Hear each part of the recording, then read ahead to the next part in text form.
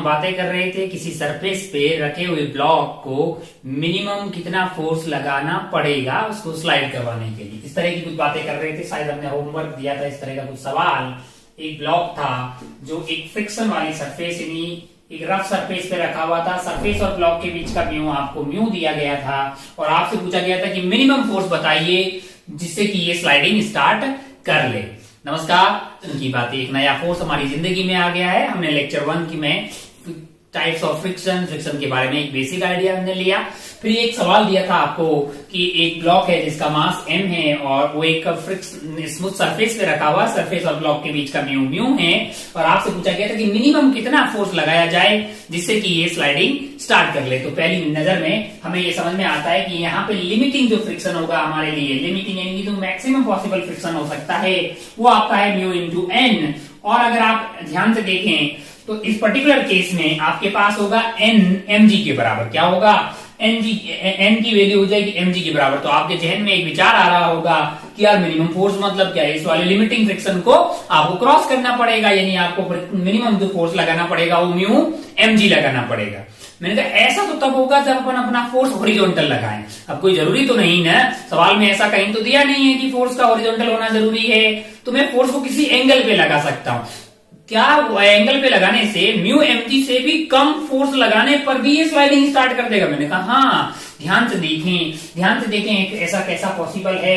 हमने क्या किया, एक फोर्स ऐसे लगा दिया, एक फोर्स को मैंने ऐसे लगा दिया हॉरिजॉन्टल से एंगल थीटा पे, हॉरिजॉन्टल से एंगल थीटा पे। अच्छा भाई साहब, बहुत बढ़िया बहुत। इसके दो कंपोनेंट आए, एक कंपोनेंट आया f cos थीटा हॉरिजॉन्टल और वर्टिकल में एक कंपोनेंट आया f sin थीटा। अच्छा, बहुत बढ़िया बहुत शानदार। नीचे इसमें क्या लग रहा है? mg लग रहा है। ये सरफेस इस पे क्या लगा रही होगी? नॉर्मल लगा रही होगी। अब अगर आप ध्यान से देखें, नॉर्मल ऊपर की तरफ, f sin थीटा ऊपर की तरफ तो और mg नीचे की तरफ, तो नॉर्मल की वैल्यू क्या आ जाएगी? mg minus f sin theta. तो एक फायदे का सौदा यहाँ पे हुआ कि नॉर्मल की वैल्यू पिछली बार अगर आप ये फोर्स को एंगल पे नहीं लगाते, अगर ये फोर्स को एंगल पे नहीं लगाते तो mg के बराबर आता, लेकिन अब क्या हो रहा है? अब वो mg minus f sin theta आ रहा है, तो नॉर्मल की वैल्यू कम हो रही है। अगर नॉर्मल की वैल्यू कम हो रही है तो जो लिमिटिंग फ्रिक्शन था हमारे लिए म्यू इंटू एन, वहां पे म्यू में तो कोई परिवर्तन होने वाला नहीं है, लेकिन अगर नॉर्मल कम हुआ तो क्या लिमिटिंग फ्रिक्शन कम हो जाएगा? मैंने कहा हाँ। अच्छा, तो इस वाले केस में अब लिमिटिंग फ्रिक्शन क्या होगा? मैंने कहा वो हो जाएगा म्यू इंटू नॉर्मल यानी mg minus f sin theta.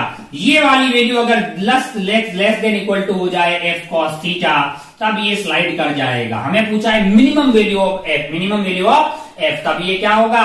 तब यही वाली quantity mu mg minus mu f sin theta, इस वाली क्वांटिटी को f मिनिमम के लिए मैं क्या कर रहा हूं? इक्वेट कर दे रहा हूं, that is equal to f cos theta. अब आप ध्यान से देखिए, हमें जरूरत किसकी है? हमें जरूरत है f की। तो f की वैल्यू यहां से क्या आ जा रही है?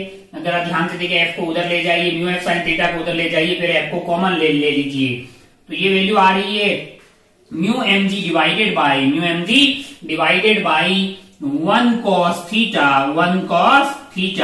प्लस म्यू sin थीटा मैंने कहा ये तो फंक्शन ऑफ थीटा आ गया यार। मैंने कहा हाँ। अच्छा, हमें क्या चाहिए? मैंने कहा हमें चाहिए f की मिनिमम वैल्यू। हमें क्या चाहिए? f की मिनिमम वैल्यू। f की मिनिमम वैल्यू तभी मिलेगी जब ये p बाई क्यू के फॉर्मेट में आया है, q की वैल्यू को अपन मैक्सिमम प्राप्त कर रहे हैं। मैंने कहा हाँ, ऊपर वाला आइटम तो वेरिएबल है नहीं, वो तो कांस्टेंट है, वो तो फंक्शन ऑफ थीटा है नहीं, पर नीचे जो डिनोमिनेटर में वैल्यू आ रही है वो फंक्शन ऑफ थीटा है। अगर मैं इसकी मैक्सिमम वैल्यू पता कर लूं तो मुझे क्या मिल जाएगा? f मिनिमम, जहां पे स्लाइडिंग स्टार्ट हो जाए, क्योंकि हमने जो f cos थीटा है उसको लिमिटिंग फ्रिक्शन के बराबर मान लिया है, तो जस्ट उसके बराबर हो जाएगा, ये चल जाएगा ना भाई साहब। अच्छा, बहुत बढ़िया। तो मुझे क्या चाहिए? मुझे इसकी मैक्सिमम वैल्यू चाहिए। इसकी मैक्सिमम वैल्यू देख के मेरे दिल में एक ट्रिग्नोमेट्री की बात आई।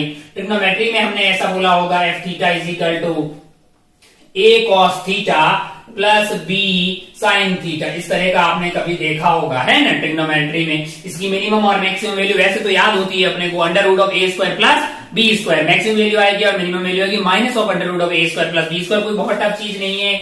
आप ऐसा एक ट्राइंगल मान लीजिए, इसकी एक साइड a है, ये b है, माना कि ये वाला एंगल जो है अल्फा है, ये वाला हाइपोटेनियस हो जाएगा a square plus b square. अब क्या कीजिए, इस इक्वेशन को ऊपर और नीचे divide under root of A square plus B square से डिवाइड भी कर दीजिए और ए है ना, डिवाइड भी कर दीजिए और मल्टीप्लाई कर दीजिए। तो ये अंदर जाके बनेगा 1 अपॉन, ये वाला अंदर जाके बनेगा 1 upon under root of A square plus B square, 1 upon under root of A square plus B square, sorry A upon under root of A square plus B square. अगर आप चाहें तो इसको ऐसे लिख दे, A upon under root of A square plus B square cos theta plus B divided by under root of A square plus B square, और ये पूरी क्वांटिटी मल्टीप्लाइड है under root of A square plus B square से, है ना। Under root of A square plus B square से divide और multiply किया, कोई गलत बात नहीं है। अब आप ध्यान से देखें तो A divided by under root of A square plus B square क्या बन गया है, वो हमारे लिए बन गया है साइन अल्फा। क्या बन गया है, साइन अल्फा। अरे भाई opposite side divided by hypotenuse है तो साइन अल्फा बन गया, sine alpha cos theta, B divided by under root of A square plus B square बन गया है आपके लिए कोस अल्फा साइन थीटा। अगर आप ध्यान से देखें तो ये क्या लिखा हुआ है, साइन ए कोस बी प्लस कोस ए साइन बी, तो साइन ए प्लस बी बन गया भाई साहब। अगर आप ध्यान से देखें तो क्या मैं इस आइटम को पूरे को under root of A square plus B square sine A plus B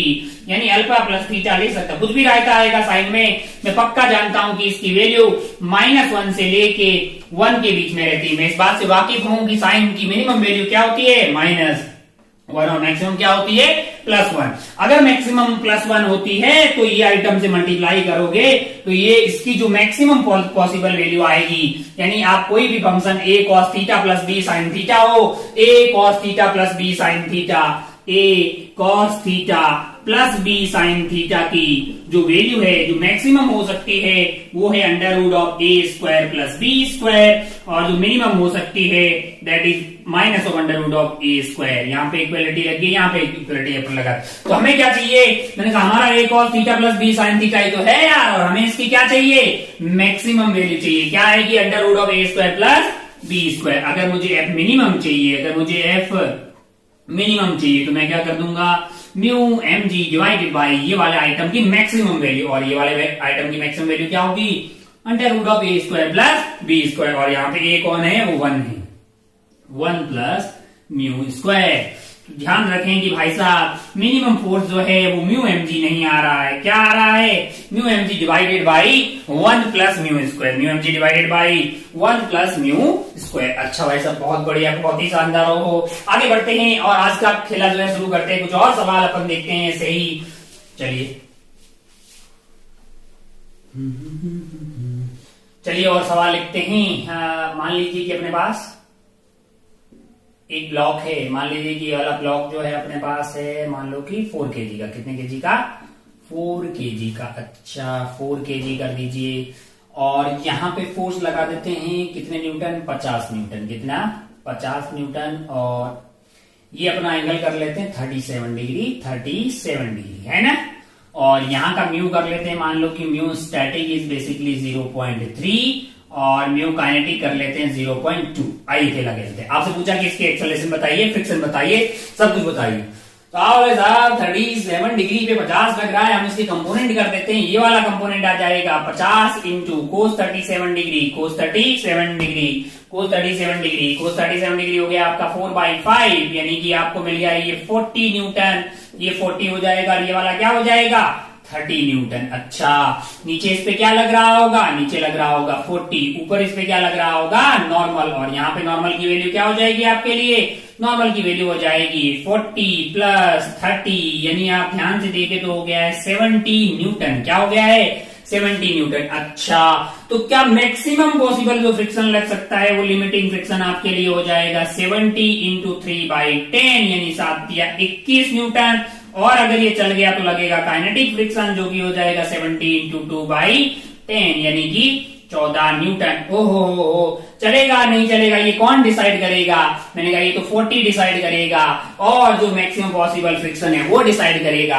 आप ध्यान से देखें तो 40 जो है वो चाहता है कि इधर की तरफ चला जाए, रोकने वाला कौन है, मैंने कहा इधर की तरफ जो मैक्सिमम फ्रिक्शन लग सकता है वो है आपके लिए 21 न्यूटन। क्या है, 21। तो क्या ये रोक लेगा, मैंने कहा हाँ। कितना फ्रिक्शन लग रहा होगा, कितना फ्रिक्शन लग रहा होगा, वो 21 लग रहा होगा। क्या क्या ये रोक पाएगा? तो आपका जवाब होगा बिल्कुल नहीं, क्योंकि 21 के बस की बात नहीं है कि वो 40 को रोक दें। अच्छा, तो अब क्या होगा, मैं अब उधर चल रहा होगा, इसकी एक्सेलरेशन इधर आ रही होगी, फ्रिक्शन की वैल्यू अब क्या 21 होगी कि 14 होगी? आप बोलेंगे अगर चल रहा है तो फिर 21 कैसे हो सकती है, काइनेटिक फ्रिक्शन लगेगा और उसकी वैल्यू 14 है।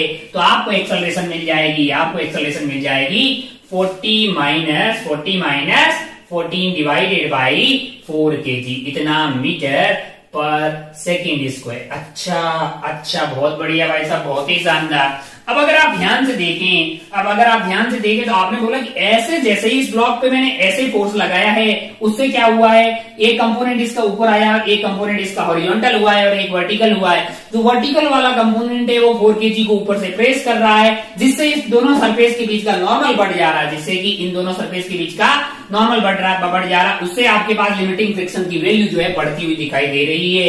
अच्छा, ओहो, मान लीजिए कि यही वाले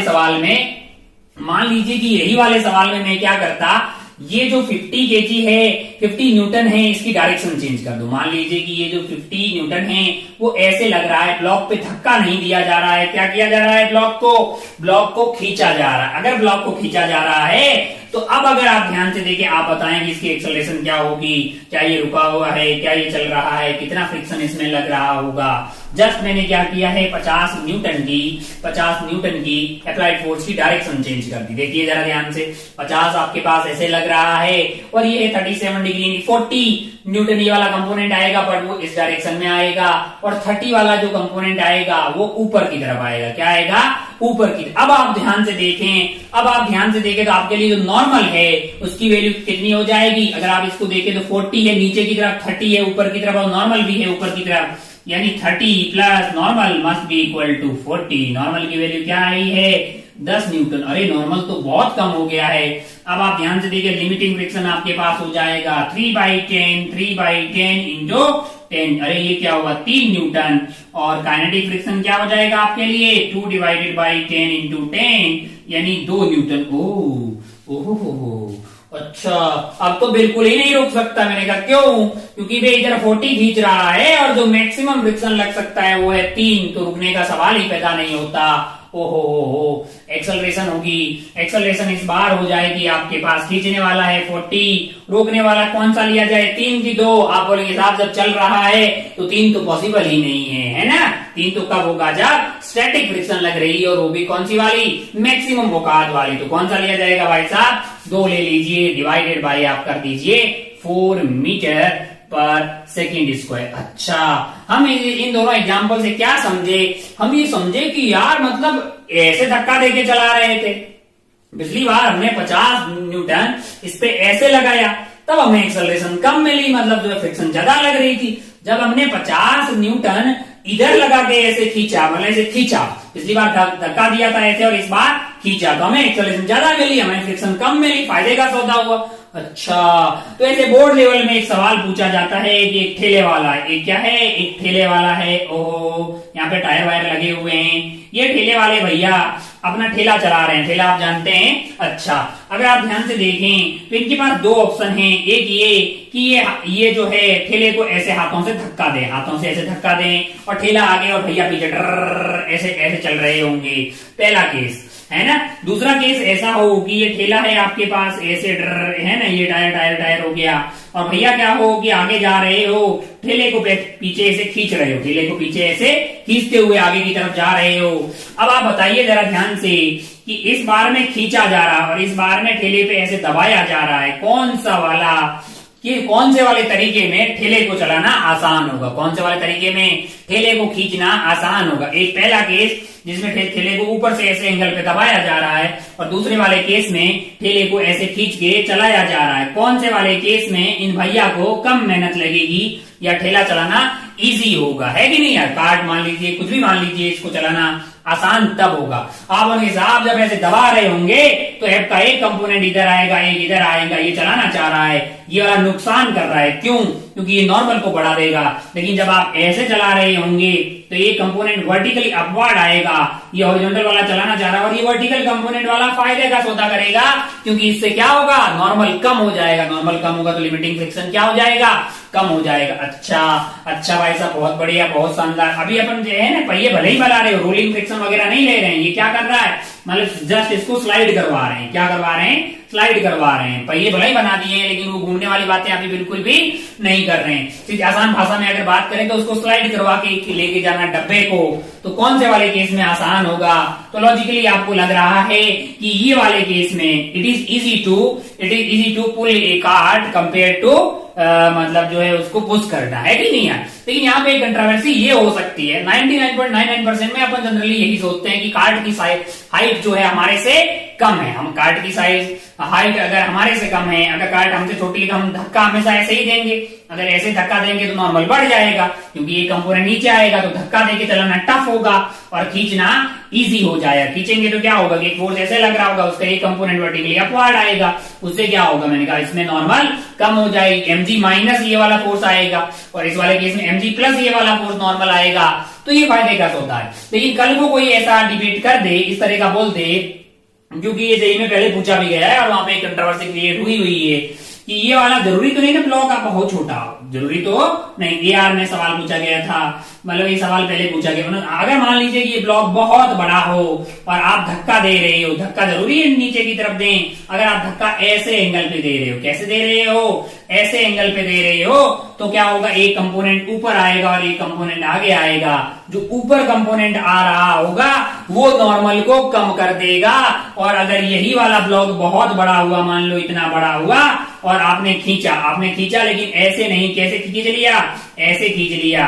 तो खींचने वाले केस में एक कंपोनेंट नीचे आएगा और एक कंपोनेंट ऐसे आएगा, तो आपके आंसर उल्टे होते हुए दिखाई दे रहे हैं। यहाँ पे धक्का देने से फायदे का सौदा होगा कि ये कंपोनेंट ऊपर आ रहा है, जिससे क्या होगा, नॉर्मल कम हो जाएगा, यहाँ पे नॉर्मल बढ़ जाएगा, ये कंपोनेंट नीचे आ रहा है, mg प्लस ये वाला component is equal to normal हो जाएगा। ये तब होगा जब आपकी साइज से बड़ा ठेला हो, है कि नहीं है, तो ऐसा मतलब बोला जा सकता है। इन जनरली जो कार्ड वार्ड आप पुल कर रहे होते हैं उसकी साइज हमसे कम होती है, तो अगर बोर्ड लेवल पे हमसे पूछे कि it is easier to pull या पुश ए कार्ड, तो आपका जवाब होगा पुल, क्योंकि पुश करने वाले केस में अब ऐसे धक्का देंगे उससे नॉर्मल बढ़ जाएगा, उससे की लिमिटिंग फ्रिक्शन जो है वो आपका बढ़ जाएगा। अच्छा, बहुत बढ़िया, बहुत ही शानदार। कंट्रोवर्सी हो सकती है जब साइज उसकी बड़ी हो, और इस वाले केस में और भी बातें हो सकती है, टॉपलिंग वगैरह, तो उस पर नहीं जा रहे हैं। सवाल पूछा गया था तो फिर मतलब जो है दोनों साइडें वहां पे देखी गई कि भाई सवाल में दोनों तरह से नंबर दिए गए। अच्छा, बहुत बढ़िया, बहुत ही शानदार। लेकिन बोर्ड लेवल पे अगर हमको कोई पूछे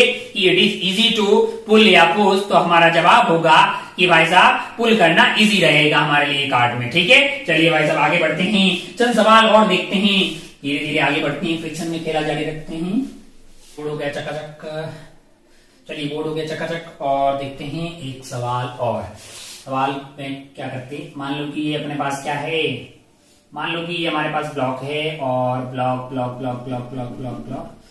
अपन कर देते हैं 2 kg का। कितना, 2 kg का। मान लो कि इसको खींचा जा रहा है इधर की तरफ 10 न्यूटन से, और एंगल मान लीजिए है 37 डिग्री। क्या है, 37 डिग्री। अच्छा, और इधर से मान लीजिए धक्का ऐसे प्रेस किया जा रहा है 40 न्यूटन से, और एंगल मान लीजिए है 53 डिग्री। और मान लीजिए कि यहाँ का म्यू आपको दिया हुआ है, मान लीजिए कि म्यू दिया हुआ 0.5। आपसे पूछा गया एक्सेलरेशन क्या होगी, इस वाले ब्लॉक की एक्सेलरेशन क्या होगी। मैंने कहा भाई साहब दोनों काम कर रहे हो, बहुत बढ़िया भाई साहब, बहुत ही शानदार। नीचे इस पे लग रहा होगा 20 न्यूटन, ये कौन लगा रही होगी, ये धरती माता लगा रही होगी। अच्छा, बहुत बढ़िया। इस पेन के 2 कंपोनेंट किए हमने, एक हॉरिजॉन्टल वाला कंपोनेंट आया हमारे पास 10 cos 37 डिग्री, यानी 10 into 4/5 that is equal to 8 newton. Vertical वाला कंपोनेंट ये आ गया है 6 आ गया, गोली की रफ्तार से आगे बढ़िए, और ये वाला कंपोनेंट आ जाएगा आपका 40 इंटू cos 53 डिग्री, जो कि हो जाएगा 3/5, यानी यहां से ये कट गया है आपके पास 8 3 24, यानी ये आ गया 24 न्यूटन, है कि नहीं यार। उसी तरह से तो ये कंपोनेंट हॉरिजॉन्टली इधर आया और ये वाला कंपोनेंट नीचे की तरफ आएगा, कितना आएगा 40 इंटू 4/5, 40 इंटू 4/5 से ये आपके पास है 8 इंटू 4 32 न्यूटन, है ना।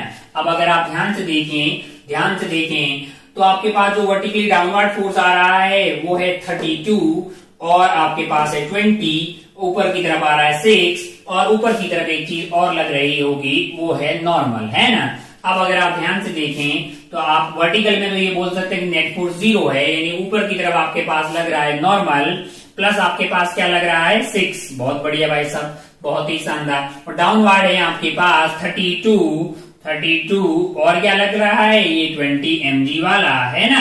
तो अगर आप ध्यान से देखें तो नॉर्मल की वैल्यू आपके पास यहां से आ जाएगी, नॉर्मल की वैल्यू 32 और ये 20 हो गया 52 माइनस 6 जो कि आ गया 46 न्यूटन। अच्छा, बहुत बढ़िया भाई साहब, बहुत ही शानदार। अब अगर नॉर्मल ये आ गया है तो क्या मैं लिमिटिंग फ्रिक्शन पता कर सकता हूं? मैंने कहा लिमिटिंग फ्रिक्शन मेरे लिए हो जाएगा म्यू इंटू नॉर्मल और ये वैल्यू है 1/2 इंटू 46 यानी 23 न्यूटन। क्या आ जाएगा?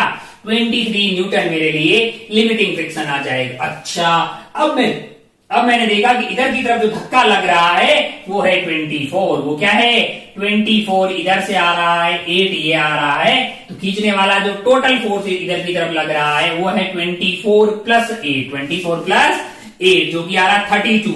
और रोकने वाला फोर्स जो है मैक्सिमम हो सकता है 23। मैक्सिमम क्या हो सकता है? 23। तो ये वाले ब्लॉक को इधर की तरफ खींचा जा रहा है 24 प्लस 8 यानी कि 32 न्यूटन से, और यहां रोकने वाले की मैक्सिमम का क्या है? 23। तो ये चल जाएगा भाई साहब, इसमें कोई दोहराए वाली बात नहीं है। अच्छा, बहुत बढ़िया। आप लोगों के साथ जो चल रहा होगा तो कौन सा वाला फ्रिक्शन लगेगा? मैंने कहा म्यू आपको एक ही दिया हुआ है, कहीं आप उसको म्यू स्टैटिक भी मानना पड़ेगा और उसी को म्यू काइनेटिक मानना पड़ेगा, तो यही आपका काइनेटिक फ्रिक्शन भी आ जाएगा। तो एक्सेलरेशन इस वाले केस में आपके पास हो जाएगी 32 माइनस 23 डिवाइडेड बाई 2 मीटर पर सेकेंड स्क्वायर। बहुत बढ़िया, बहुत ही खूबसूरत। ओहो हो। अच्छा, बहुत बढ़िया। एक आध और सवाल करते हैं ऐसा, और फिर कुछ अलग टाइप की बातें करते हैं। मान लीजिए कि कुछ ऐसा करते हैं। मान लीजिए कि हमारे यहाँ पे एक ब्लॉक रखा हुआ है। क्या रखा हुआ है? एक ब्लॉक रखा हुआ है जिसका मास मान लीजिए है कितना? 5 kg। क्या है? 5 kg। अच्छा, इधर से मान लीजिए मैंने इस पे फोर्स लगाया 40 न्यूटन। क्या लगाया? 40 न्यूटन। और इधर से अंदर की तरफ फोर्स लगा दिया, मान लो कि मैंने अंदर की तरफ फोर्स लगा दिया 30 न्यूटन। और मान लीजिए कि यहाँ का म्यू आपको दिया हुआ है, 0.5। क्या दिया हुआ है? 0.5। आपसे बोले कि इस वाले ब्लॉक की एक्सेलरेशन क्या होगी और कितना फ्रिक्शन लग रहा होगा। अब आप सवाल समझ गए कि 40 न्यूटन आपके लिए ऐसे लग रहा है और 30 न्यूटन जो है ये क्रॉस का मतलब अंदर की तरफ एक बार, है ना। अंदर की तरफ जाने वाले वेक्टर क्वांटिटी को मैं क्रॉस से रिप्रेजेंट करता हूं और बाहर की तरफ आने वाले को डॉट से। खैर, अपन आगे बढ़ेंगे, ये चीजें हमारे लिए 12th में बहुत ही मतलब जो है यूजर फ्रेंडली हो जाएगी, रोज का ही काम होगा। अभी उतनी जरूरत नहीं है। कोई क्वांटिटी अंदर की तरफ है, वेक्टर क्वांटिटी अंदर बोर्ड के अंदर की तरफ। बोर्ड हमारे पास 2D है, कई बार हमें 3D में चीजें रिप्रेजेंट करनी होती है। तो क्रॉस का मतलब वेक्टर क्वांटिटी टुवर्ड इनवर्ड है, टू द बोर्ड है, और डॉट का मतलब बाहर की तरफ आ रही। अच्छा, बहुत बढ़िया। हमारे पास जो है यहाँ पे क्रॉस लगा हुआ 30 न्यूटन, यानी ये वाला जो ब्लॉक है हमारे पास उसके ऊपर 40 इधर से लग रहा है और 30 बोर्ड के अंदर की तरफ, यानी ऐसे लग रहा है। अच्छा, अब अगर आप ध्यान से देखें तो नीचे इस पे क्या लग रहा है, तो आप बोलेंगे 50 न्यूटन। क्या लग रहा है? 50 न्यूटन। तो नॉर्मल तो आपके पास 50 ही हो गई भाई साहब, है ना, mg के बराबर हो गई 50 न्यूटन। अच्छा, बहुत बढ़िया। जो लिमिटिंग फ्रिक्शन यहाँ पे हो सकता है वो लिमिटिंग फ्रिक्शन आपके लिए क्या हो जाएगा? 1/2 यानी 0.5 इंटू 50 यानी क्या हो गया है? 25 न्यूटन। क्या हो गया है? 25 न्यूटन। अच्छा, बहुत बढ़िया, बहुत ही शानदार। तो मैक्सिमम फ्रिक्शन 25 लग सकता है, और आपके पास जो फोर्सेस लग रहे हैं 40 यहाँ से 20 यहाँ से, हमको तो लगता है इन दोनों का रिजल्टेंट कुछ ऐसा आएगा। इन दोनों का रिजल्टेंट ये कैसे लग रहा है, कैसे लग रहा है, इधर की तरफ आएगा। 40 आपके पास ऐसे लग रहा है और 30 आप ऐसे लगा रहे हो, 40 30। तो इन दोनों का रिजल्टेंट ऐसे कुछ आएगा, ऐसे, और उसकी वैल्यू क्या होगी? 50 न्यूटन, है ना। अंडर रूट ऑफ 30 का स्क्वायर प्लस 40 का स्क्वायर आ गया 50।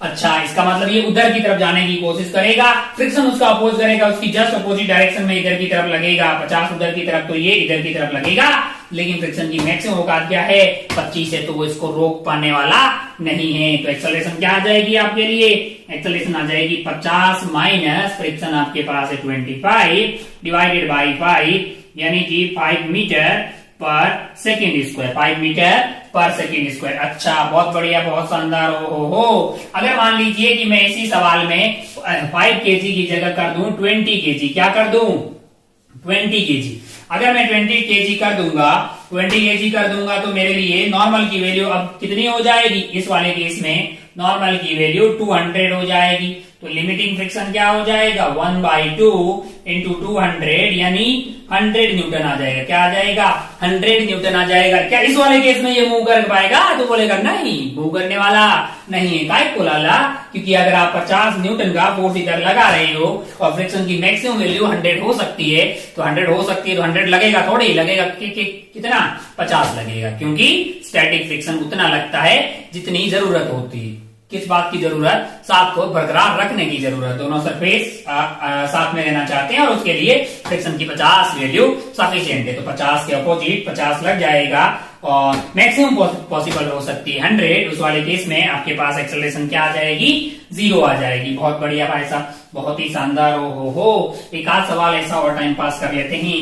मान लीजिए कि इसको थोड़ा सा मिटा के यहाँ पे एक सवाल और देखते हैं ऐसा ही, फिर अपन थोड़ी सी बातें कुछ अलग टाइप की करते हैं। मान लीजिए कि मैं ऐसा कर लूं, मान लीजिए कि मैंने ये वाले ब्लॉक को यहाँ पे एक ब्लॉक है, ओहो ऐसे ऐसे रखा हुआ है, दीवार है ऐसी, मान लीजिए इस तरह की दीवार ऐसे रखी हुई है और ब्लॉक को यहाँ पे रख दिया, यानी ब्लॉक को ऐसे रख के इधर से फोर्स लगा। ब्लॉक को मान लीजिए 2 kg का, कैसा है 2 kg का, और यहाँ से फोर्स मैंने लगा दिया, मान लो कि मैंने फोर्स लगा दिया है यहाँ पे कितना 100 न्यूटन। क्या लगा दिया है 100 न्यूटन, और यहाँ पे आपको नॉर्मल मान लो म्यू दे दिया आपको 0.5। अच्छा, बहुत बढ़िया, बहुत ही शानदार। हो और इसको मैंने चेंज करके 3 kg कर दिया और फिर मैंने एक अंदर की तरफ फोर्स लगा दिया अपनी मर्जी से 40 न्यूटन। क्या लगा दिया है 40 न्यूटन। अब आप देखो जरा क्या क्या ये है ना, इसका मतलब आप समझ गए ना कि भाई दीवार ऐसी है और ब्लॉक ऐसा है। अब आप ब्लॉक पे देखेंगे तो ब्लॉक पे इधर से लग रहा है 100 न्यूटन। क्या लग रहा है 100 न्यूटन। तो क्या ये जो सरफेस है वो इस पे नॉर्मल इतना ही लगाएगी, मैंने कहा बिल्कुल इतना ही लगाएगी। नॉर्मल कितना लगाएगी 100 के बराबर, तभी तो ये रुका रहेगा। ओ नॉर्मल की वैल्यू आ गई है यहाँ से 100 न्यूटन। अच्छा, नीचे क्या लग रहा होगा, मैंने कहा नीचे इस पे लग रहा है 30 और अंदर की तरफ लग रहा है 40, यानी इस वाले प्लेन पे अगर देखा जाए तो नीचे 30 लग रहा है, ऊपर 40 लग रहा है, कुछ वैसा ही है।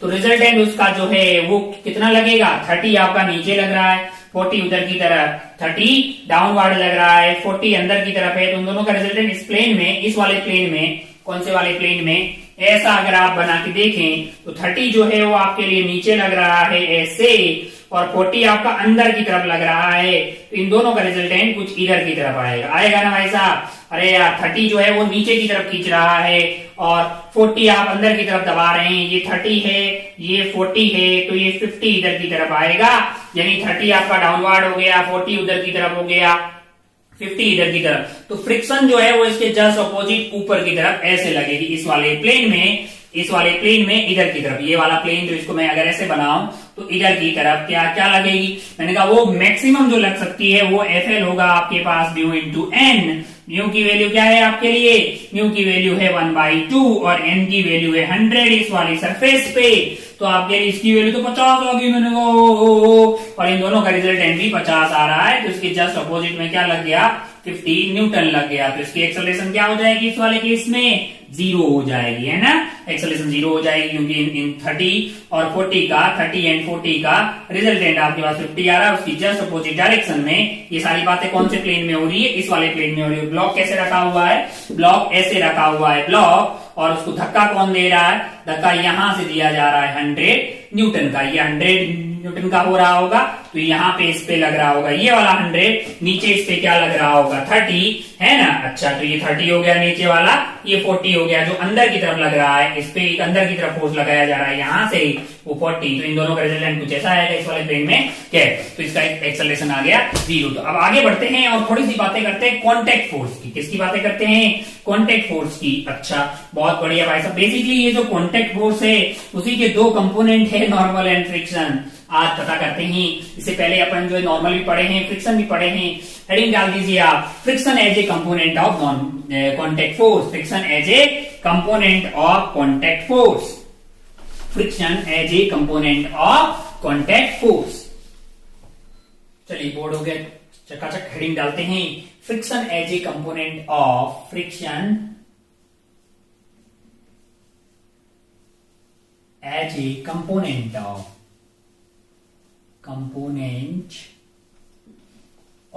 contact force. Contact force. Friction as a component of contact force. अच्छा, क्या बता रहे हैं, क्या बातें करते हैं। अब जरा ध्यान से देखें तो यहाँ पे एक ब्लॉक रखा हुआ है जिसका मास है m। कहाँ रखा हुआ है? मैंने कहा धरातल पे रखा हुआ है। अच्छा, मास m है और इस पे नीचे mg लग रहा है, तो ऊपर नॉर्मल लग रहा होगा। इसमें तो कोई गलत बात नहीं है। मैंने कहा इधर से मैंने एक फोर्स लगाया, एक्सटर्नल फोर्स लगाया, जिसकी वजह से इस सरफेस पे एक फ्रिक्शनल फोर्स लग रहा होगा जो इसका अपोज कर रहा है ना, इसकी मोशन, यानी इन दोनों के साथ बरकरार था लेकिन उसको तोड़ने की कोशिश इसने की तो ये इसका अपोज कर रहा है। अच्छा, बहुत बढ़िया भाई साहब, बहुत ही शानदार। हो अब अगर आप ध्यान से देखें तो ये जो कॉन्टेक्ट सरफेस है वो दो काम कर रही है। मैंने कहा एक नॉर्मल लगा रही है, एक फ्रिक्शन लगा रही है। कल को मैं बोलूं कि भाई साहब बेसिकली दोनों फोर्स लगा कौन रहा है? मैंने कहा वो तो कॉन्टेक्ट सरफेस लगा रही है। बेसिकली कॉन्टेक्ट सरफेस एक नॉर्मल लगा रही है, फ्रिक्शन लगा रही है। वो नॉर्मल मतलब बेसिकली लगा क्या रही है? एक इधर की तरफ फोर्स लगा रही है Fc, और Fc कौन है? मैंने कहा Fc है कॉन्टेक्ट फोर्स। क्या है? Contact force. अच्छा, ओहो, अगर ये कॉन्टेक्ट फोर्स है और मान लीजिए कि ये वाला एंगल लैम्डा है, तो जो हमारा नॉर्मल है, ये normal is basically contact force का वर्टिकल वाला कंपोनेंट, यानी Fc कोस लैम्डा Sc। कोस लैम्डा आपके पास क्या होगा? नॉर्मल। अच्छा, कॉन्टेक्ट फोर्स का वर्टिकल कंपोनेंट ही नॉर्मल होता है? मैंने कहा हाँ, और कॉन्टेक्ट फोर्स का हॉरिजॉन्टल कंपोनेंट यानी Fc sign lambda Sc। Sign lambda की वैल्यू हमारे लिए फ्रिक्शन हो जाएगी सी साइन लैम्डा, यानी कि ये वाला कंपोनेंट आपके लिए हो गया है नॉर्मल। अच्छा, बेसिकली कॉन्टेक्ट सरफेस एक फोर्स लगाती है जिसका नाम अपन बोल सकते हैं कॉन्टेक्ट फोर्स, या ये कॉन्टेक्ट फोर्स को आसान भाषा में अगर आप बोले तो क्या है? Resultant of normal reaction and friction है। ये कॉन्टेक्ट सरफेस में जो नॉर्मल लग रहा होगा और जो फ्रिक्शन लग रहा होगा, उन दोनों का रिजल्टेंट हमारे लिए क्या हो जाएगा? कॉन्टेक्ट फोर्स हो जाएगा। अच्छा, अगर ये F है तो F को यहाँ पे ले आए तो बेसिकली N और F का रिजल्टेंट ही आपके लिए Fc हो गया है। यदि Fc के मैग्नीट्यूड की बात करेंगे तो वो हो जाएगा हमारे पास F का स्क्वायर प्लस N का स्क्वायर, दोनों के बीच का एंगल 90 है, तो आपके पास Fc की वैल्यू आ जाएगी F square plus N square. तो एक बात आपको समझ में आएगी, कॉन्टेक्ट फोर्स ही का ही बेसिकली एक कंपोनेंट फ्रिक्शन होता है, एक कंपोनेंट क्या होता है? नॉर्मल। कल को तुम्हें कोई सवाल पूछे कि भाई साहब एक ब्लॉक है, ये वाले ब्लॉक का मास मान लीजिए 2 kg है, म्यू मान लीजिए कि आपके पास मान लो 3 kg है ब्लॉक क्या है? 3 kg है। ओहो, अच्छा 3 kg है तो ये वाला 30 हो जाएगा। बहुत बढ़िया, बहुत ही शानदार। और मान लीजिए कि भाई साहब जो है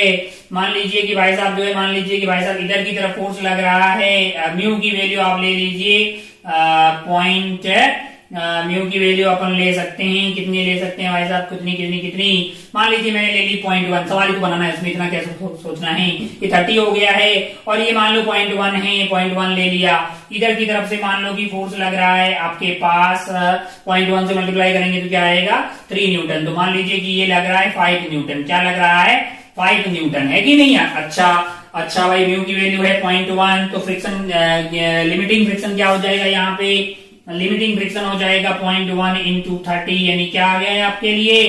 3 न्यूटन। कल को कोई बोले कि what is the force applied by this contact surface, what is the force applied on 3 kg by this contact surface, क्या आप नॉर्मल बताएंगे, क्या आप फ्रिक्शन बताएंगे? अच्छा एक बात बताइए, इस पर्टिकुलर केस में फ्रिक्शन आपके पास 3 लग रहा है, नॉर्मल आपके पास क्या लग रहा होगा? 30 न्यूटन लग रहा है कि नहीं है? आप वो कल को बोले what is the force applied on 3 kg due to this contact surface, तो क्या वो आपको फ्रिक्शन बोल रहा है, क्या वो नॉर्मल बोल रहा है, या वो क्या दोनों का रिजल्टेंट बोल रहा है? मैंने कहा हाँ, सिर्फ इतना पूछा जाए कि what is the force applied by this contact surface on 3 kg, इसका मतलब वो नॉर्मल और फ्रिक्शन दोनों का रिजल्टेंट पूछ रहा है। यहाँ पे आपका सवाल आंसर 30 ना 30 होना चाहिए ना 3 होना चाहिए, आपका जवाब होना चाहिए कॉन्टैक्ट फोर्स दैट इज 3 का स्क्वायर प्लस नॉर्मल आपके पास 30 है, 30 का स्क्वायर। अच्छा, सवालों में ऐसा कहीं ध्यान से देखें, कहीं नॉर्मल फ्रिक्शन की बजाय ये पूछा हो कि what is the net force applied by, what is the force applied on 3 kg by this contact surface. इसका मतलब अरे तो नॉर्मल भी कौन लगा रहा है? कॉन्टैक्ट सरफेस ही लगा रहा है। फ्रिक्शन कौन लगा रहा है? वो भी तो कॉन्टैक्ट सरफेस लगा रहा है। तो उन दोनों का रिजल्टेंट हमें निकालना होगा। अच्छा, कॉन्टैक्ट फोर्स हमारे पास प्राप्त हो गया भाई साहब F square plus N square. अच्छा भाई, बहुत बढ़िया, बहुत शानदार।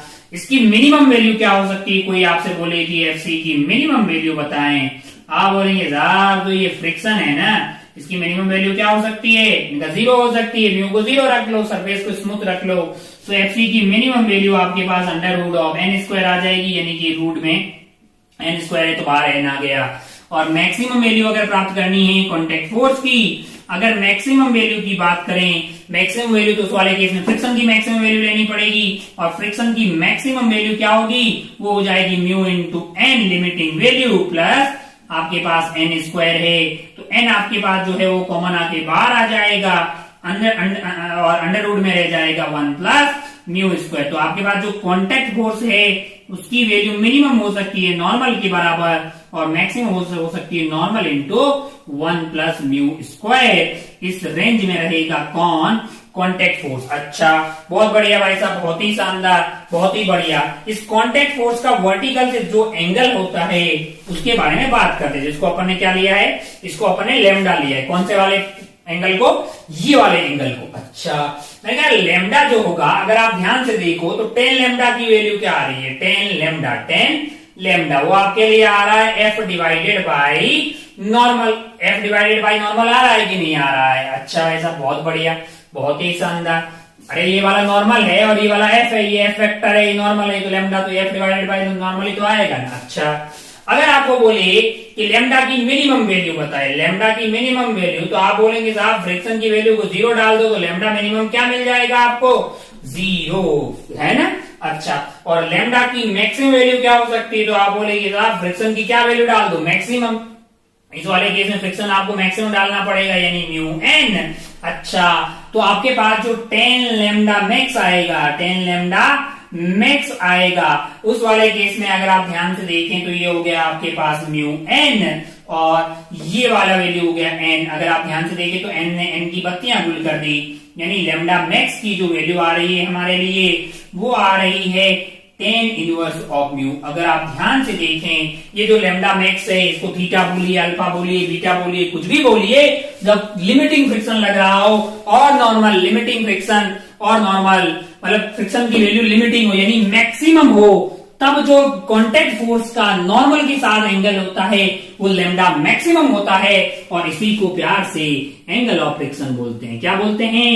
Angle of friction. Angle of friction क्या हो गया भाई साहब? लिमिटिंग फ्रिक्शन जब लग रहा हो, फ्रिक्शन अपनी मैक्सिमम औकात पे इधर लग रहा हो, इधर की तरफ क्या लग रहा हो? उस पे ऊपर की तरफ नॉर्मल है, नॉर्मल का और कॉन्टैक्ट फोर्स का एंगल, लेकिन तब जब फ्रिक्शन क्या लग रहा हो? लिमिटिंग फ्रिक्शन लग रहा हो, यानी ये आपका एफ लिमिटिंग हो गया। ये वाला जो एंगल होगा ये लेमडा मैक्स होगा, और ये लेमडा मैक्स और 10 लेमडा मैक्स की वैल्यू क्या होगी? 10 लेमडा मैक्स की वैल्यू आपके लिए म्यू के बराबर आ जाएगी। किसके बराबर आ जाएगी? म्यू के बराबर, यानी 10 lambda max is equal to mu आ गया, यानी लेमडा मैक्स की वैल्यू आपके पास आ जाएगी 10 इनवर्स ऑफ म्यू, और इसी को प्यार से क्या बोलते हैं? Angle of friction. Friction angle या फिर एंगल ऑफ फ्रिक्शन के नाम से जाना जाता है। अच्छा भाई साहब, बहुत बढ़िया, बहुत ही शानदार। हो छोटी छोटी बातें अपने समझ में आई कि एफसी की वैल्यू यहाँ से यहाँ तक वेरी कर रही है। बहुत बढ़िया, थोड़ा सा इसको उड़ाते हैं और एक आध सवाल जो है और अपन इससे सॉल्व करते हैं। मान लो कि भाई साहब आपको आइडिया लगा कि भाई साहब जो है आपके पास जो है कांटेक्ट फोर्स है उसकी मिनिमम वैल्यू n के बराबर होगी और मैक्सिमम आपके पास आ रही है वो 1 प्लस म्यू स्क्वायर के मल्टीपल में आ रही है n के, और लेमडा की मिनिमम वैल्यू 0 और maximum value tan inverse of mu आ रही। अच्छा भाई साहब बहुत बढ़िया, बहुत शानदार। मान लो कि ऐसा कुछ हो, मान लो कि ऐसा कुछ हो, यहाँ पे एक ब्लॉक है, यहाँ पे एक ब्लॉक है, ब्लॉक है, ब्लॉक है, ब्लॉक है। अच्छा मान लीजिए कि ये वाला ब्लॉक है 400 ग्राम का, कितने ग्राम का, मान लीजिए कि इसका मास आपको दे दिया जाए 400 ग्राम है। बहुत बढ़िया भाई साहब, बहुत शानदार। ओहो, और इस पे फ्रिक्शन मान लो कि इधर की तरफ फ्रिक्शन लग रहा है। फ्रिक्शन आपके पास इस सवाल में दिया है कि फ्रिक्शन लग रहा है 3 न्यूटन का। क्या लग रहा है? 3 न्यूटन का। तो पहला सवाल है लेमडा बताइए, दूसरा सवाल है कांटेक्ट फोर्स का मैग्नीट्यूड बताइए। कांटेक्ट फोर्स का मैग्नीट्यूड बताइए, तुरंत बता दीजिए। इतना आसान, मतलब हाथ थू पूछते हुए शर्म आ रही है, तुरंत बता दीजिए, तुरंत बताइए भाई साहब। मास है आपके पास 400 ग्राम का ये ब्लॉक है, इसका मतलब तो नीचे की तरफ क्या लग रहा होगा? mg लग रहा होगा। ऊपर क्या लग रहा होगा? नॉर्मल लग रहा होगा। तो नॉर्मल की वैल्यू mg के बराबर होगी, ये 400 ग्राम है, डिवाइडेड बाई 1000 कर दीजिए, इंटू जी 10 कर दीजिए, तो ये तो आया 4 न्यूटन। और फ्रिक्शन आपको क्या दिया हुआ है? इस पे फ्रिक्शन इधर की तरफ लग रहा है 3 न्यूटन और ऊपर क्या लग रहा है? Normal 4 Newton. तो कांटेक्ट फोर्स कैसा होगा? मैंने कहा ऐसा लग रहा होगा भाई साहब। अरे भाई साहब ये 3 को उठा के यहाँ रख दीजिए, ये 3 हो गया है, तो ये आपके पास कांटेक्ट फोर्स आ जाएगा 5 न्यूटन, और ये वाला एंगल क्या आ जाएगा? 3/4 यानी 37 डिग्री। तो पहले वाला आंसर होगा lambda is equal to 37 degree. बहुत बढ़िया भाई साहब, बहुत शानदार। और मैग्नीट्यूड आ गया है आपके लिए 5 न्यूटन, है ना। इस बात का ध्यान रखें, इस वाले सवाल में आपसे पूछा जाता कि what is the force applied by this contact surface on this 400 ग्राम वाला आइटम, तो आपका जवाब 4 नॉर्मल के बराबर नहीं होता। नॉर्मल है 4, फ्रिक्शन है 3, आपका जवाब होता 5 Newton. Force applied by this contact surface जब भी लिखा है तो उसका मतलब क्या बोला है उसने स्टाइल मार के? वो कांटेक्ट फोर्स की बात कर रहे हैं। तो यहाँ पे अपने को समझ में आया कि बेसिकली वो कांटेक्ट फोर्स है 5 न्यूटन, उसका एक कंपोनेंट वर्टिकल आ रहा है जिसको अपन नॉर्मल रिएक्शन बोल रहे हैं, और उसका एक हॉरिजॉन्टल कंपोनेंट आ रहा है जिसको अपन फ्रिक्शन बोल रहे हैं। बहुत बढ़िया भाई साहब, बहुत ही शानदार। ओहो, आगे बढ़ते हैं। अब थोड़ा इंक्लाइन प्लेन मार्केट में लाते हैं, है ना, है ना। इंक्लाइन प्लेन अभी बिल्कुल नहीं लाए, तो हेडिंग डाल दीजिए friction on incline plane. Heading डाल दीजिए फ्रिक्शन ऑन इंक्लाइन प्लेन। इसको उड़ाते हैं, बोर्ड को क्लीन करते हैं और हेडिंग डाल दीजिए आप friction on incline plane. Board के चकाचक हेडिंग डालते हैं फ्रिक्शन ऑन इंक्लाइन प्लेन, या फिर कुछ भी लिखते हैं आप motion on incline plane. Motion on incline plane, inclined plane. अच्छा बढ़िया भाई साहब, बहुत खूबसूरत। ओहो, डरने की कोई बात ही नहीं है। हमने एक इंक्लाइन प्लेन ले लिया है जिसका एंगल ऑफ इंक्लिनेशन मान लीजिए थीटा है, और हमने क्या किया, मैंने कहा यहाँ पे एक ब्लॉक रख दिया है। ब्लॉकवा जो है हमारे पास उसका मास है मान लीजिए m, उसका मास क्या है? इसका मास m है ना। अच्छा, और यहाँ पे म्यू जो है मान लीजिए कि कोफिशिएंट ऑफ फ्रिक्शन जो है वो यहाँ पे सरफेस पे। इधर की तरफ मान लीजिए मैंने एक फोर्स F लगा दिया। अच्छा, और नीचे इस पे क्या लग रहा होगा? mg के 2 कंपोनेंट कर दिए मैंने। इधर वाला कंपोनेंट आ गया mg cos थीटा, इधर आपके पास नॉर्मल आ गया। ओहो, और इधर वाला कंपोनेंट हो गया आपके लिए mg sin थीटा। अब अगर आप ध्यान से देखें, माना कि इसकी एक्सेलरेशन उधर की तरफ है, इसका मतलब बड़ा कौन हुआ? अच्छा, एक फ्रिक्शन भी रहेगा, वो मैंने कहा इधर की तरफ होगा। मान लो कि वो एक्सेलरेट हो रहा है, इसका मतलब कौन सा फ्रिक्शन लग रहा होगा? तो आप बोलेंगे भाई साहब कि इसका मतलब काइनेटिक फ्रिक्शन लग रहा होगा। तो बड़ा कौन हुआ? मैंने कहा F माइनस नीचे की तरफ क्या लग रहा है? नीचे की तरफ लग रहा है आपके लिए mg sin theta plus friction अपनी मैक्सिमम औकात लगाएगा तो म्यू इंटू एन हो जाएगा, n is mg cos theta. ये रोकने वाला फोर्स हो गया, that is equal to mass into acceleration, अगर वो उधर की तरफ स्लाइड कर रहा है तो। अच्छा, बहुत बढ़िया भाई साहब, कोई बहुत टफ चीज नहीं है। ओहो, अब मैं एक छोटी सी बात करता हूँ आपसे, कुछ ऐसे बात करते हैं। मान लीजिए कि ये इंक्लाइन प्लेन पे ये ब्लॉक रखा हुआ, मान लीजिए कि ये इंक्लाइन प्लेन है, एंगल थीटा है, मास m है, यहाँ पे अपन फोर्स लगा रहे हैं, ये म्यू है। आपसे पूछा जाए कि find the range of force है, find the range of force F, find the range of force F, find the range of force, find the range of force F, find the range of force F so that block is at rest, so that block is at rest। ऐसा कैसे range range की कैसे बातें हो रही है? अगर आप ध्यान से देखें इस इंक्लाइंड प्लेन पे यहाँ पे एक ब्लॉक रखा हुआ है और उसको उधर की तरफ अपन खींच रहे हैं, उधर की तरफ अपन खींच रहे हैं, तो अगर आप ध्यान से देखें तो नीचे इसकी तरफ इधर की तरफ लग रहा होगा mg sin थीटा। क्या लग रहा है? mg sin theta. इधर क्या लग रहा होगा? इनका नॉर्मल ये हो गया mg cos थीटा और ऊपर की तरफ यहाँ पे नॉर्मल लग रहा होगा। अब फ्रिक्शन जो है वो जरूरत के हिसाब से होगा भाई साहब, जरूरत के हिसाब से। फ्रिक्शन का टारगेट क्या है? ऊपर लगना नीचे लगना है ऐसा कुछ नहीं है। फ्रिक्शन का टारगेट है कि इस तरह से लगेंगे भाई साहब, और ये रेस्ट में है तो इस तरह से रखेंगे कि नेट फोर्स जो है वो हमारा साथ बरकरार रखे, यानी कि जो है कॉन्टेक्ट सरफेस के बीच में कोई भी स्लिपिंग स्टार्ट नहीं होनी चाहिए। उनका अच्छा, बहुत बढ़िया। अब अगर आप ध्यान से देखें mg sin थीटा इसको नीचे खींचने की कोशिश कर रहा है, नीचे खींचने की कोशिश कर रहा है, और अगर mg sin थीटा नीचे खींचने की कोशिश कर रहा है और ये f बहुत कम है, बहुत कम। अच्छा, तो अगर आप ध्यान से देखें तो ये वाले ब्लॉक पे नीचे की तरफ लग रहा है mg sin थीटा। क्या लग रहा है? mg sin theta. और अगर मान लो इसकी नीचे आने की टेंडेंसी है तो उसका अपोज कौन करेगा? मैंने कहा उसका अपोज करेगा फ्रिक्शन। उसका अपोज कौन करेगा? फ्रिक्शन अपोज करेगा। मैंने कहा मैक्सिमम जो अपोज कर सकता है वो फ्रिक्शन हो सकता है म्यू mg cos थीटा। वो क्या होगा? Mu mg cos theta. अगर फिर भी ये नहीं रुके तो अब आपको जो f लगाना पड़ेगा वो f की मिनिमम वैल्यू होगी। क्यों? क्योंकि भाई साहब आपकी हेल्प पूरी की पूरी किसने कर दी है? फ्रिक्शन ने पूरी कोशिश की है mg sin थीटा को बैलेंस करने की। फिर भी अगर मान लो कि ये इधर जाने की कोशिश करे तब आपको मिनिमम फोर्स लगाना पड़ेगा जिससे कि ये रेस्ट में रह जाए। तो एफ मिनिमम आपके लिए आ गया है, मिनिमम फोर्स आपके लिए आ गया है आपके लिए mg sin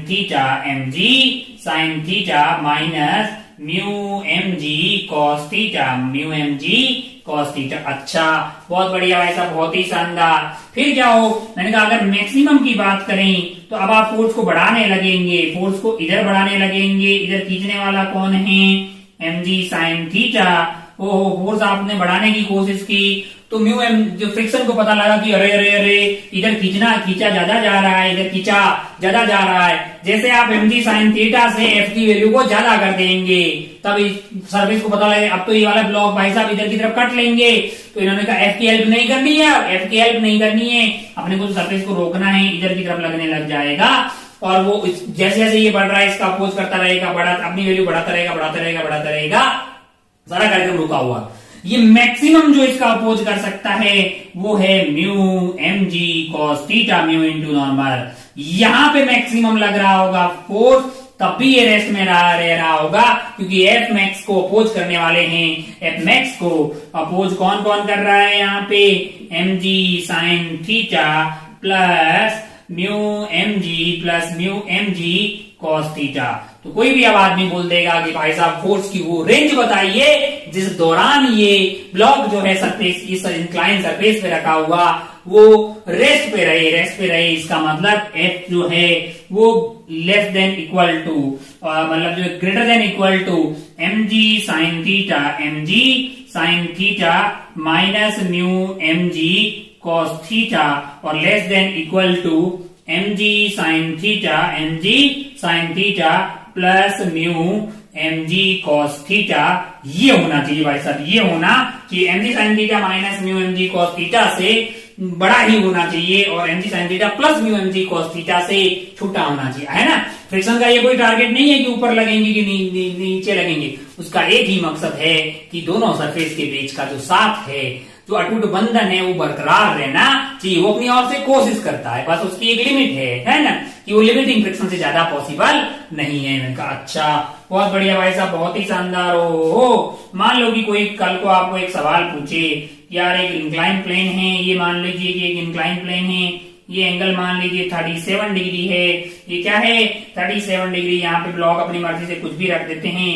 मान लो कि हमने ब्लॉक रख दिया है कितने केजी का, 2 केजी का, है कि नहीं है। ओहो, यहाँ पे म्यू मान लीजिए हमारे पास है 0.5, म्यू क्या है 0.5। इधर की तरफ अपन क्या कर रहे हैं, एक फोर्स लगा रहे हैं, इधर की तरफ अपन क्या कर रहे हैं, ये फोर्स बता रहे हैं, लगा रहे हैं। आपको पूछेगी find the range of force F so that block is at rest. Find the range of force F so that block is at rest. अब आप ध्यान से देखें तो ये जो 2 kg है इस पे नॉर्मल और नीचे की तरफ खींचने वाला फोर्स हो जाएगा mg sin थीटा, यानी कि 20 इंटू 3/5। तो ये हो गया है आपका 4 12, ये आ गया 12 और ये वाला हो गया है आपके लिए 16। तो नॉर्मल की वैल्यू क्या हो जाएगी? नॉर्मल की वैल्यू हो जाएगी 16 न्यूटन। नॉर्मल की वैल्यू क्या हो जाएगी? 16 न्यूटन। तो फ्रिक्शन की लिमिटिंग वैल्यू जो हो सकती है हमारे पास वो है 16 इंटू 0.5, यानी क्या आ गई है?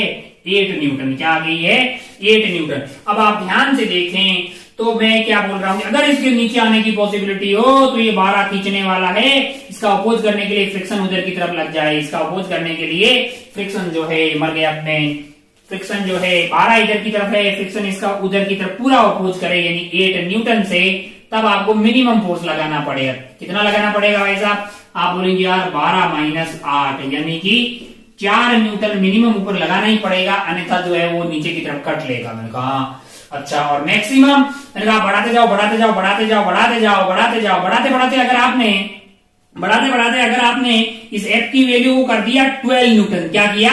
12 न्यूटन अगर एफ कर दिया जो कि mg sin थीटा के बराबर होगा, उस वाले केस में फ्रिक्शन 0 हो जाएगा। फ्रिक्शन क्यों लगेगा भाई?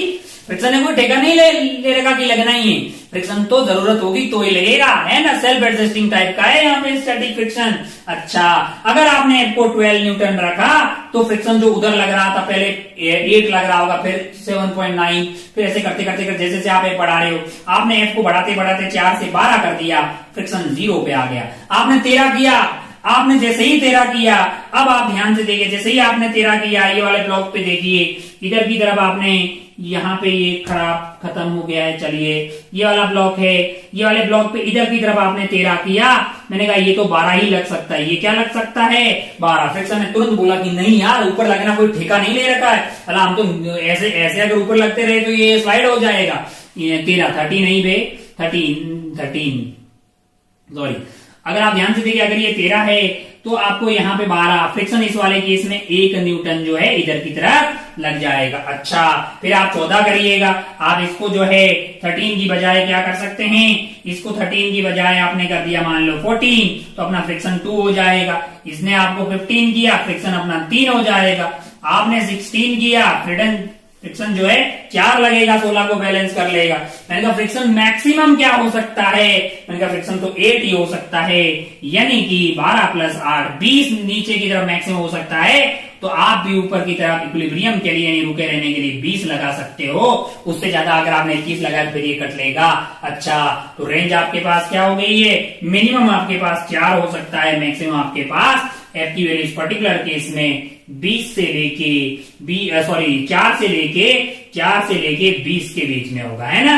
जब आपने 4 लगा रहे होंगे तो फ्रिक्शन की मैक्सिमम वैल्यू जो है वो ऊपर की तरफ लग रही होगी। 8 और 4 12 इसको खोज कर रहे होंगे। जब आप 20 लगा रहे होंगे तो फ्रिक्शन पूरा का पूरा नीचे लग रहा होगा, 12 + 8 फ्रिक्शन वाला 20 को बैलेंस कर रहा होगा। अच्छा, बहुत बढ़िया, बहुत ही शानदार, खूबसूरत। ओ हो एक सवाल और देखते हैं अपन इस पे। हो जाओ साफ यार, मेरा दिल भी कितना बोर्ड हो गया चटाचट। एक और सवाल बनाते हैं। मान लो कि ऐसा कुछ हो,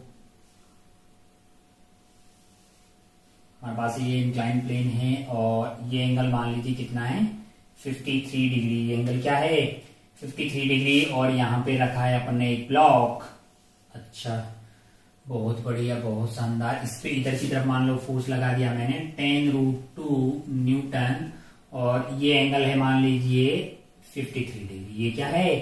45, ठीक है 45। और ये वाला म्यू मान लीजिए आपको दे दिया जाए, यहाँ पे म्यू है 0.5। म्यू क्या है? 0.5। अच्छा, म्यू को मान लो कि 0.5 दे दिया, और मास मान लीजिए मैं कर देता हूं आपके लिए, मास की वैल्यू है 2 kg, है ना। आपको नॉर्मल बताना है, फ्रिक्शन बताना है, और आपको एक्सेलरेशन ऑफ ब्लॉक बताना है। इतना ही पूछा जा सकता है। तुरंत बताइए। आइए देखते हैं जरा, तुरंत आपको क्या पूछा जा सकता है? नॉर्मल बताइए, एक्सेलरेशन बताइए, फ्रिक्शन बताइए, तीनों आइटम पूछा जा सकता है तुरंत, ये सब बताइए। चलिए भाई साहब, तो अगर आप ध्यान से देखें 10√2 के दो कंपोनेंट हो जाएंगे, एक इधर आ जाएगा 10 और ऊपर आपके पास क्या आ जाएगा 10, तो इसका तो खेला ही खत्म हो गया है। अच्छा, नीचे इस पे लग रहा होगा 20, इधर वाला कंपोनेंट आ जाएगा 20 sin 53 डिग्री, जो कि 4/5 हो जाएगा, यानी ये वाला जो है वो आपके पास 16 आ जाएगा, ये 16 आ जाएगा, और ये वाला 3/5 यानी कि ये 12 आ जाएगा, ये वाला 12 आ जाएगा, तो ये वाला आपके लिए नॉर्मल ऊपर की तरफ ऐसा नॉर्मल आ जाएगा। अब आप ध्यान से देखें तो ऊपर आपके पास लग रहा है इस डायरेक्शन में normal plus 10 is equal to 12, यहां से नॉर्मल की वैल्यू क्या आ गई 2 न्यूटन, नॉर्मल की वैल्यू क्या आ गई है 2 न्यूटन। अच्छा, तो लिमिटिंग फ्रिक्शन क्या लग सकती है, वो आपके लिए है 2 × 0.5 यानी 1/2, यानी 1 न्यूटन जो है लिमिटिंग फ्रिक्शन यहाँ पे लग सकता है। अच्छा, बहुत बढ़िया भाई साहब, मैक्सिमम फ्रिक्शन लग सकता है, इधर है 16 न्यूटन खींचने वाला, इधर रोकने वाला है 10, तो फ्रिक्शन किधर सपोर्ट करेगा, ऊपर की तरफ करेगा। कितना करेगा, मैंने कहा मैक्सिमम जो कर सकता है उतना करेगा, है ना। अच्छा, बहुत बढ़िया भाई साहब, बहुत ही शानदार। कितना मैक्सिमम कर पाएगा, तो आप बोलेंगे साहब 10 ऊपर की तरफ है, एक फ्रिक्शन वाला 11 हो गया है, रोकने वाला और चलाने वाला कितना है 16 न्यूटन, तो एक्सेलरेशन क्या हो जाएगी, इधर की तरफ होगी एक्सेलरेशन जो कि 16 माइनस 10 प्लस 1, 10 कौन सा वाला है, ये वाला कंपोनेंट, और 1 कौन सा वाला है, फ्रिक्शन वाला है। बहुत बढ़िया भाई साहब, बहुत ही शानदार। डिवाइडेड बाई इसका मास 2 kg, यानी कि 16 माइनस 11/2, यानी कि आपके पास आ गया है 5/2 मीटर पर सेकेंड स्क्वायर। तो ऐसे खूब सारी बातें अपन कर सकते हैं, बहुत ही शानदार, बहुत ही खूबसूरत। टाइम हमें देखना चाहिए कि कितना हो गया है, लास्ट टाइम भी अपन काफी थोड़ा आगे बढ़ गए थे टाइम लिमिट से। तो आप हेडिंग डालते हैं अपन, ऐसे इंक्लाइन में खूब सारी बातें करेंगे। एक छोटी सी इंटरेस्टिंग बात स्टार्ट करते हैं, शायद हमारे पास टाइम हो गया तो नहीं करनी चाहिए हमको। रिपोज एंगल है ना, एंगल ऑफ रिपोज, या फिर आप हेडिंग डालते हैं रिपोज एंगल। कौन सा एंगल, रिपोज एंगल। क्या है भाई साहब एंगल ऑफ रिपोज या फिर रिपोज एंगल। अच्छा अच्छा अच्छा, बहुत बढ़िया, बहुत शानदार। अब आप ध्यान से देखें, अब अगर आप ध्यान से देखें तो क्या ये चीज है, अगर आप ध्यान से देखें, अगर आप किसी भी ब्लॉक को ऐसे इंक्लाइन प्लेन पे रख दे रहे हैं, ये एंगल है आपका थीटा, और यहाँ पे एक ब्लॉक को रखा हुआ है कि नहीं है। अच्छा, तो अगर आप ध्यान से देखें इधर की तरफ क्या लग रहा है, mg sin थीटा लग रहा है। क्या लग रहा है, mg sin थीटा, जो कि चाहता है कि ये नीचे आ जाए। मैंने यहाँ पे ब्लॉक को ऐसे रखा, अभी कोई फ्रिक्शन लग रहा होगा, आप बोलेंगे कोई फ्रिक्शन नहीं लग रहा होगा, कोई भी फ्रिक्शन नहीं लग रहा होगा, लेकिन जैसे ही मैं इसका एंगल हॉरिजॉन्टल से बढ़ा रहा हूं, यानी एंगल ऑफ इंक्लिनेशन 0 के अलावा कर रहा हूं, तब तो फ्रिक्शन लग रहा है। क्यों, क्योंकि इसमें एक टेंडेंसी आ गई। अब भले ये स्लिप नहीं कर रहा है, लेकिन टेंडेंसी तो है ना, तो स्टैटिक फ्रिक्शन लग रहा होगा। mg sin थीटा इधर लग रहा है, कोई रोक रहा है, कोई रोक रहा है, फ्रिक्शन रोक रहा है ना, फ्रिक्शन रोक रहा होगा mg sin थीटा। मैं थीटा बढ़ा रहा हूं, mg sin थीटा, थीटा बढ़ाने पे sin थीटा की वैल्यू बढ़ जा रही है। ये क्या हुआ, थीटा को मैं बढ़ाता गया, थोड़े से थीटा पे ये स्लिप होकर नीचे गिर गया।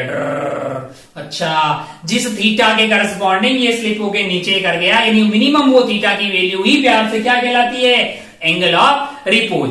तो अपने एंगल ऑफ फ्रिक्शन के बारे में बात की, एंगल ऑफ रिपोज क्या होता है हमको लगता है अगले वाले में देखते हैं, फिर इसमें एक दो अच्छे सवाल भी देखेंगे। आज का खेला शायद रोक दें तो भलाई वाली बात है, क्योंकि खींचने वाला फोर्स है mg sin थीटा, रोकने वाला होगा फ्रिक्शन। आप दोनों में रिश्ता पता करें कि एंगल ऑफ रिपोज और एंगल ऑफ फ्रिक्शन में क्या डिफरेंस आता है, क्या मतलब जो है दोनों की वैल्यू आती है।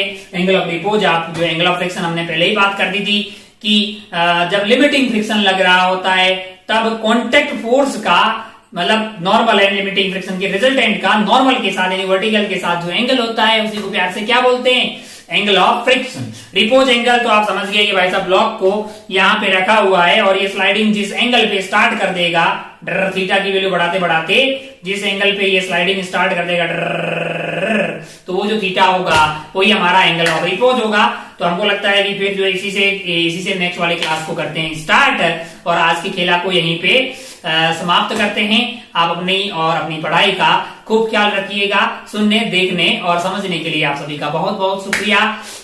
होमवर्क वगैरह करते रहें, बगैर उससे कोई मतलब जो है उसके बगैर काम चलने वाला नहीं है। हम यहाँ छोटी छोटी बातें करते हैं, कुछ सवाल देखते हैं, कुछ कॉन्सेप्ट समझते हैं, फिर आप उस कॉन्सेप्ट को सवालों में किस तरह से अप्लाई करते हैं वो इस बात पे डिपेंड करता है कि आप होमवर्क कितनी सिंसियरिटी से पूरा करते हैं। उसको पूरा करें, उसके डाउट को क्लियर करें। उससे क्या होगा कि आपको समझ बढ़ेगी, चीजों को अप्लाई कैसे करना है कि वो आपके भेजे में उतरेगा। चलिए भाई सब ठीक है।